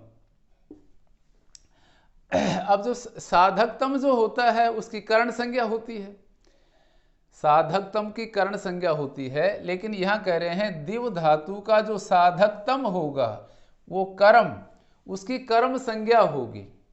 दिव धातु का जो साधकतम होगा उसकी कर्ण संज्ञा के साथ में कर्म संज्ञा होगी, और चय से कर्ण संज्ञा भी होगी, दोनों संज्ञाएं। मैं फिर से दोहरा रहा हूं अपनी बात को। दिव धातु का जो साधकतम है, साधकतम होने से कर्ण संज्ञा ही प्राप्त थी, लेकिन आचार्य पाणिनि कहते हैं यदि दिव धातु का साधकतम आता है तो उस साधकतम की कर्म संज्ञा हो जाती है। जैसे कर्म संज्ञा होगी तो कर्मणि द्वितीया, जैसे अक्षान दिव्यति, अक्षान दिव्यति, जब कर्म संज्ञा होगी तो कर्मणि द्वितीया से द्वितीय विभक्ति, और चय का अर्थ कर्ण संज्ञा भी हो जाएगी। चय के द्वारा कर्ण संज्ञा का विधान कर रहे हैं, तो एक रूप ऐसा भी होगा, अक्षयी दिव्यति। ये दो रूप इस प्रकार से बनेंगे। तो एक पक्ष में कर्म संज्ञा भी होगी, कहाँ? दिव का जो साधक तम होगा। अक्ष पासे को कहते पासों से खेलता है, तो पासों से खेलता है, इसकी जब संस्कृत बनाएंगे तो दो प्रकार से वाक्य होगा। अक्षान दिव्यति कर्म संज्ञा के पक्ष में होगा, और अक्षयी दिव्यति ये कर्ण संज्ञा के पक्ष में होगा। तो इस प्रकार से कर्म संज्ञा से संबंधित ये 10 सूत्र थे जो आचार्य पाणिनि ने अपने मुख से हमें उपदेश किए हैं। अब इसके अतिरिक्त कहाँ कहाँ द्वितीय विभक्ति होती है, इसकी चर्चा अब आपके सामने मैं कर रहा हूँ। उनका नाम है उपपद विभक्तियाँ। कहीं विशेष कोई पद आते हैं, वहाँ उन विशेष पदों के योग में द्वितीय विभक्ति का प्रयोग होता है। जिन विशेष पदों के योग में द्वितीय विभक्ति का प्रयोग होता है, वे पद इस प्रकार से हैं। अभितः, परितः, समया, निकषा, हा और प्रति। ये वार्तिककार महर्षि कात्यायन के द्वारा कहा गया है कि इन पदों के योग में द्वितीय विभक्ति का प्रयोग होता है। अभितय शब्द का अर्थ है दोनों ओर, परितय का अर्थ है चारों ओर, समया और निकषा इन दोनों पदों का अर्थ है निकट, हा अफसोस के लिए प्रयोग में आता है, और प्रति का अर्थ है की ओर। इस प्रकार से देखते हैं इनका प्रयोग। अभितय का अर्थ दोनों ओर है, तो जिसके दोनों ओर की चर्चा करेंगे वहां द्वितीय विभक्ति का प्रयोग होगा। जैसे अपन कहें कि विद्यालयम, विद्यालयम अभितः, विद्यालयम अभितः वृक्षाः सन्ति। विद्यालय के दोनों ओर पेड़ हैं। विद्यालयम अभितय, विद्यालय के दोनों ओर, तो किसके दोनों ओर? अभितय का अर्थ है दोनों ओर, तो जिसके दोनों ओर की चर्चा की जाएगी वहां द्वितीय विभक्ति का प्रयोग होगा। विद्यालय के दोनों ओर, विद्यालयम अभितः, विद्यालय के दोनों ओर इसकी चर्चा की जा रही है।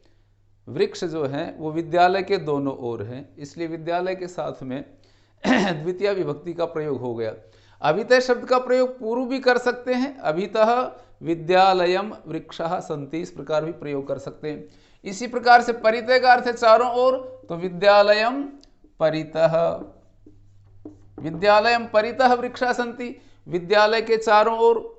किसके चारों ओर की चर्चा है? विद्यालय के चारों ओर, तो विद्यालय के साथ में द्वितीय विभक्ति का प्रयोग होगा। इसी प्रकार से समया और निकषा, समया और निकषा इन दोनों शब्दों का अर्थ निकट है, तो विद्यालयम निकषा अथवा विद्यालयम समया। विद्यालयम निकषा, विद्यालयम समया वृक्षाः सन्ति, वृक्ष हैं विद्यालय के निकट, पेड़ खड़े हुए हैं। हा जो है वो अफसोस के लिए आता है। जैसे अपन कहें हा दुष्टम, दुष्ट को धिक्कार है, इस प्रकार से प्रयोग करें। हा घातकम, घातक के प्रति, पापी के प्रति, हत्यारे के प्रति बड़ा अफसोस है, तो जिसके प्रति अफसोस प्रकट होगा वहां द्वितीय विभक्ति का प्रयोग होगा।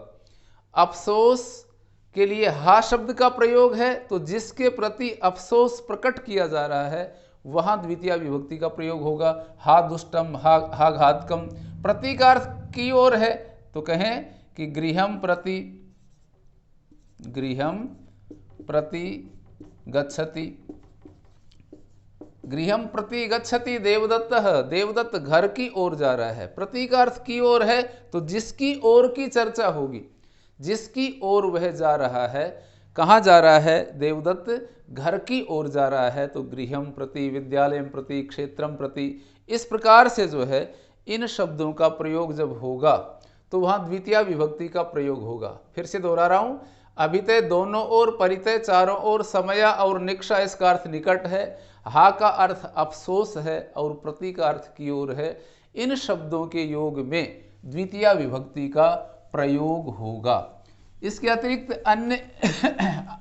अन्यत्र कहाँ होगा, उसके लिए अगले वार्तिक के माध्यम से वार्तिककार महर्षि कात्यायन लिख रहे हैं कि यहाँ भी आपको द्वितीया विभक्ति का प्रयोग करना है, अर्थात संस्कृत वाङ्मय में इनके अतिरिक्त यहाँ भी द्वितीया विभक्ति का प्रयोग देखा जाता है। जैसे उभयतः, उभयतः, सर्वतः, धिक, ऊपरी ऊपरी, ऊपरी ऊपरी शब्द है, संधि करेंगे तो इस प्रकार से होगा ऊपरी ऊपरी, और अधः अधः, संधि करेंगे इसको तो अधोध, इस प्रकार से लिखेंगे अधोध, और अधि अधि, अधि अधि, संधि करेंगे तो अध्यधि, इस प्रकार से शब्द बनेगा। ये जो शब्द हैं इन पदों के योग में भी इन पदों के योग में भी द्वितीया विभक्ति का प्रयोग होता है। अब उभयतय का अर्थ है दोनों ओर, तो कहेंगे जैसे अस्माकम, अस्माकम गृहम, अस्माकम गृहम उभयतः, उभयतः मार्गे अस्ति, हमारे घर के दोनों ओर रास्ता है। उभयतय का अर्थ दोनों ओर है। पहले हमने अभितय शब्द पढ़ा था, उसका अर्थ भी दोनों ओर था। उभयतय शब्द का अर्थ भी इसी प्रकार का है, दोनों ओर। तो हमारे घर के दोनों ओर, तो किसके दोनों ओर? उभयतय का अर्थ दोनों ओर है, तो जिसके दोनों ओर की चर्चा करेंगे। गृहम उभयतः, घर के दोनों ओर, तो गृह के साथ में, घर के साथ में द्वितीया विभक्ति का प्रयोग हो गया। इसी प्रकार से सर्वतः, अस्माकम गृहम सर्वतः मार्ग अस्ति, हमारे घर के चारों तरफ रास्ता है, सब ओर रास्ता है, चारों तरफ रास्ता है, तो गृहम सर्वतः मार्ग अस्ति, इस प्रकार का प्रयोग करेंगे। धिक का अर्थ है धिक्कार, उभयतय का अर्थ दोनों ओर है, सर्वतय का अर्थ सब ओर है, धिक का अर्थ है धिक्कार है। जैसे कहें धिक दुर्योधनम, दुर्योधन को धिक्कार है, जिसको धिक्कारेंगे, जिसको धिक दुष्टम, दुष्ट को धिक घातकम, घातक को, हत्यारे को धिक्कार है, तो जिसको धिक्कारेंगे वहां द्वितीय विभक्ति का प्रयोग होगा। तो दुर्योधन को धिक्कार रहे हैं, तो दुर्योधन के साथ में द्वितीय विभक्ति का प्रयोग होगा। ऐसे ही ऊपरी ऊपरी ये शब्द पुनरावृत्त शब्द हैं, दोहराए हुए हैं ये शब्द। ऊपरी ऊपरी शब्द अर्थात ऊपरी ऊपरी ये जो शब्द आएगा, इन शब्दों के योग में भी द्वितीय विभक्ति का प्रयोग होगा। जैसे अपन कहें ऊपरी ऊपरी का अर्थ है ऊपर ऊपर, तो ऊपर ऊपर इस अर्थ में जब ऊपरी ऊपरी ये शब्द आएंगे तो वहां भी द्वितीय विभक्ति का प्रयोग होगा। जैसे अपन कहें कि भूमिम ऊपरी ऊपरी, भूमिम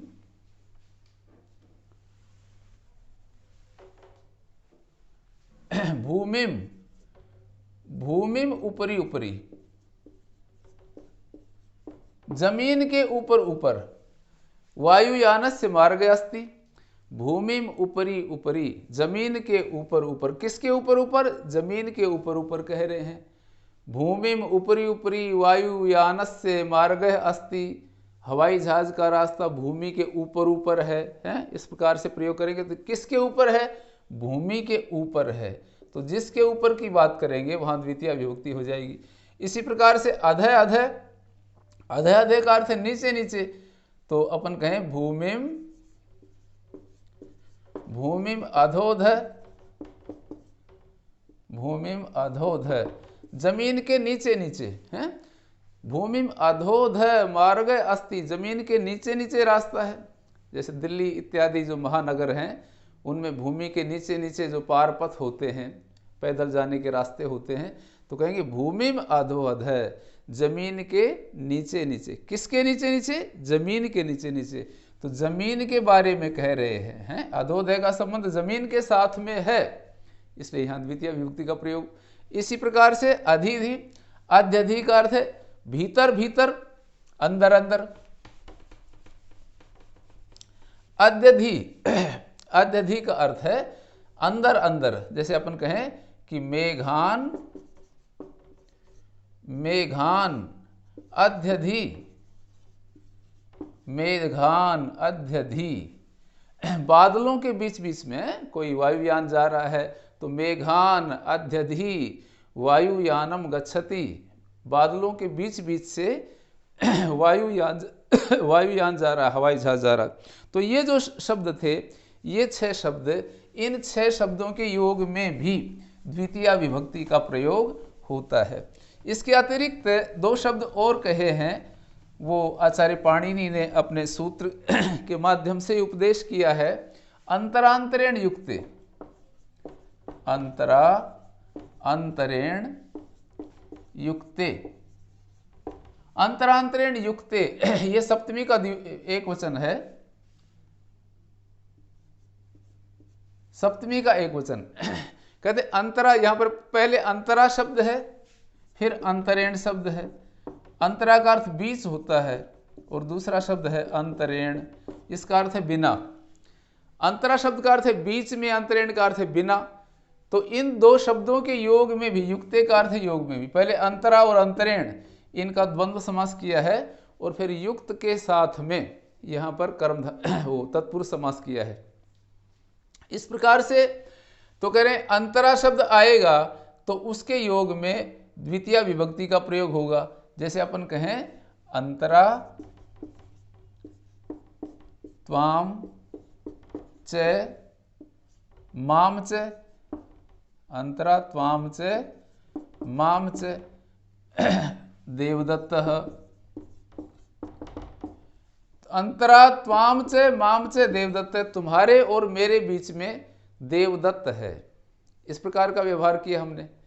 तो यहाँ बीच का क्योंकि व्यवहार जो है वो 2 के बिना नहीं होता है, बीच का ये व्यवहार 2 की अपेक्षा से होता है, 2 की, इसके लिए 2 अनिवार्य हैं। इसलिए यहाँ दोनों स्थानों पर, यहाँ भी द्वितीय विभक्ति, यहाँ भी द्वितीय विभक्ति। जिस जिसके बीच की चर्चा करेंगे, जिस जिसके बीच की चर्चा करेंगे तो वहाँ द्वितीय विभक्ति का प्रयोग होगा। अंतरा दिल्लीम जयपुरम च बहरोड़े अस्ति। अंतरा दिल्लीम, दिल्ली के साथ में द्वितीय विभक्ति होगी। अंतरा दिल्लीम जयपुरम च, जयपुर और दिल्ली के बीच में बहरोड़े अस्ति, बहरोड है। तो इस प्रकार से जो है ये अंतरा शब्द का प्रयोग होगा। अंतरेण का अर्थ है बिना, है, जैसे परिश्रमम बिना, परिश्रमम विना या परिश्रमम अंतरेण, विना नहीं, अंतरेण शब्द। विना के योग में भी द्वितीय विभक्ति का प्रयोग होता है, उसको अपन अगले प्रकरण में उसकी चर्चा करेंगे। यह अंतरेण शब्द है तो अंतरेण का अर्थ है बिना है, तो कहेंगे परिश्रमम अंतरेण, परिश्रमम अंतरेण, परिश्रम के बिना, परिश्रमम अंतरेण सफलता नहीं मिलती। किसके बिना? परिश्रमम, परिश्रम के बिना। तो यहाँ परिश्रम के साथ में द्वितीय विभक्ति का प्रयोग हो गया। तो ये 2 शब्द थे, एक अंतरा जिसका अर्थ बीच है, दूसरा अंतरेण जिसका अर्थ बिना है। तो इन शब्दों के योग में भी द्वितीय विभक्ति का प्रयोग होता है।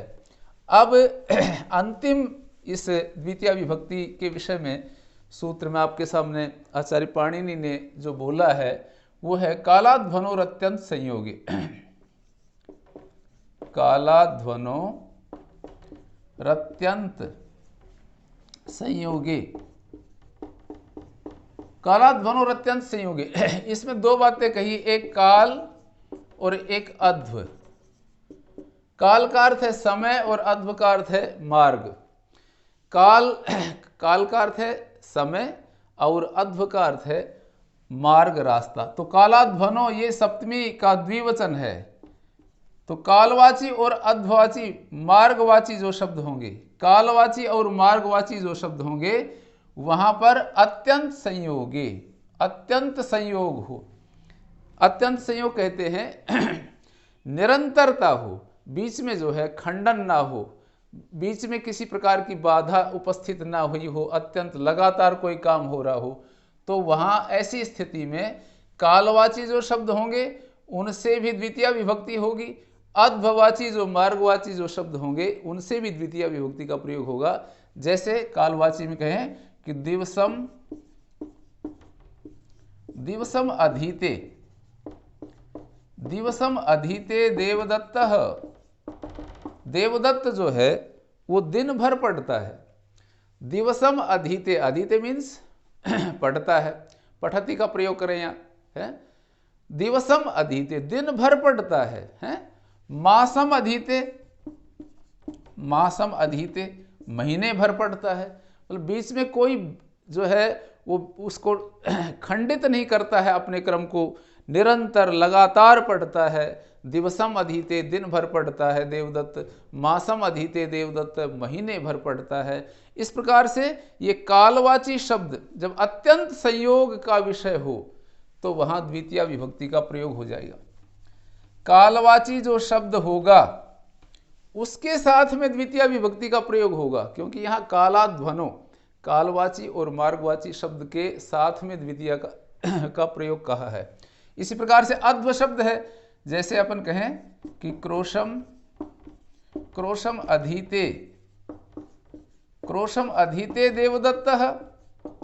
देवदत्त जो है वो एक कोस भर पढ़ता ही जाता है, बीच में किसी प्रकार का वो रुकता नहीं है, विराम नहीं ले रहा है, निरंतर पढ़ रहा है। क्रोशम अधीते देवदत्तः, देवदत्त एक कोस तक पढ़ता ही जाता है, बीच में रुका नहीं। तो अत्यंत संयोग हो गया। जहाँ अत्यंत संयोग होता है, बीच में खंडन नहीं होता, बीच में किसी प्रकार का विराम नहीं होता उस क्रिया में, तब वहाँ पर जो है कालवाची और मार्गवाची, ये मार्गवाची शब्द है, क्रोश एक कोस भर, तो वहाँ द्वितीय विभक्ति हो जाती है। इसी प्रकार से कहें कि क्रोशम, क्रोशम कुटिला नदी, कुटिला नदी। नदी जो है वो एक कोस तक, कोस भर जो है वो कोस तक टेढ़ी मेढ़ी है, एक कोस तक जो है वो टेढ़ी मेढ़ी ऐसी चलती जा रही है नदी। तो कहेंगे कि क्रोशम कुटिला नदी, बीच में कहीं भी सीधी नहीं आ रही, टेढ़ी मेढ़ी आ रही है। तो एक निरंतरता हो गई ये, उसका उसकी जो कुटिलता है, उसका जो टेढ़ापन है, उसमें निरंतरता चल रही है। कहाँ तक? क्रोशम, एक कोस तक। तो इस प्रकार से इन दो स्थानों पर कालवाची और मार्गवाची जो शब्द होंगे, इनके विषय में द्वितीय विभक्ति का प्रयोग होगा। इस प्रकार से मित्रों ये द्वितीय विभक्ति और कर्म कारक कर्म कारक और द्वितीय विभक्ति के विषय में मैंने विस्तार से आपके समक्ष रखा है। इसका जो मुख्य सूत्र था, जो कर्म कारक का प्रधान जो सूत्र था, वो कर्तुरीप्सिततमम कर्म है, कि कर्ता जिसको सर्वाधिक चाहता है, कर्ता का जो ईप्सित तम होता है यहाँ तम प्रत्यय का प्रयोग किया गया है, इसकी ओर आपको हमेशा ध्यान रखना है। तमप जो है उसका प्रयोग किया गया है। तो कर्ता का जो ईप्सित तम होगा, सर्वाधिक कर्ता जिसको सर्वाधिक चाहता है, उसकी कर्म संज्ञा होती है। जैसे मैंने आपके समक्ष इसके उदाहरण रखे थे, जैसे देवदत्तः फलम खादति, तो देवदत्त फल खा रहा है, तो इसमें फल जो है वो उसका इष्टतम है, इष्टतम है या ईप्सिततम है। ये कैसे पहचान लेते हम? देवदत्त फल खाने लग रहा है, तो उससे हम जब कहें कि आपके लिए कुर्सी लेकर आऊं क्या, कि हाँ कुर्सी आप ला भी सकते हैं, नहीं भी ला सकते, लाएंगे तो ठीक है, कुर्सी पर बैठकर खा लेंगे, तो कुर्सी ईप्सित तो हो गई, लेकिन ईप्सित तम उसका फल ही है। कुर्सी मिले तो ठीक है, नहीं मिले तो ठीक है। फिर हम देवदत्त से कहें कि आपके लिए आप फल खा रहे हैं तो क्या चाकू लेकर आऊं, चाकू लेकर के आऊं काटने के लिए, कि ठीक है अगर चाकू मिल जाता है तो ठीक है, नहीं तो मुझे फल खाना है, मैं बिना चाकू के भी खाऊंगा। तो चाकू ईप्सित वो मान रहा है कि ठीक है मिल जाए तो ठीक है, चाकू ईप्सित हो गया, लेकिन ईप्सिततम जो है खाने की क्रिया के द्वारा वो उसका फल ही है। फिर किसी ने कहा आपके लिए नमक लेकर आऊं, आप फल खा रहे हैं, देवदत्त महोदय आप फल खा रहे हैं, मैं आपके लिए नमक लेकर के आता हूं, हैं? तो वो कहता हाँ ले आओ नमक, ठीक है नमक थोड़ा और अच्छा होगा, लेकिन नमक ना भी हो तो मुझे तो फल खाना है। इस प्रकार से फल उसका ईप्सिततम है। ये ईप्सित, नमक ईप्सित हो सकता है, चाकू ईप्सित हो सकता है, कुर्सी कहे कि कुर्सी पर बैठ करके खा लीजिए तो कहेगा हाँ कुर्सी ले आओ, तो कुर्सी भी ईप्सित हो सकती है। लेकिन ये सब ईप्सित हो सकते हैं देवदत्त के, कुर्सी ईप्सित हो सकती है जब वह फल खा रहा है, चाकू ईप्सित हो सकता है, नमक भी ईप्सित हो सकता है, लेकिन ईप्सिततम, ये सब ईप्सित कहे जा सकते हैं, लेकिन ईप्सिततम तो उसका क्या है, फल है। बस सर्वाधिक तो वो फल को चाह रहा है, उसका इष्टतम फल है। इस प्रकार से हम कर्म कारक को पहचान करके और हम इसका स्मरण करेंगे। इस वीडियो के माध्यम से मैंने कर्म कारक और द्वितीय विभक्ति के विषय में विस्तार से चर्चा की है मित्रों। अब अगले वीडियो के माध्यम से अपन कर्ण कारक और अन्य कारकों की चर्चा ये निरंतर करते रहेंगे।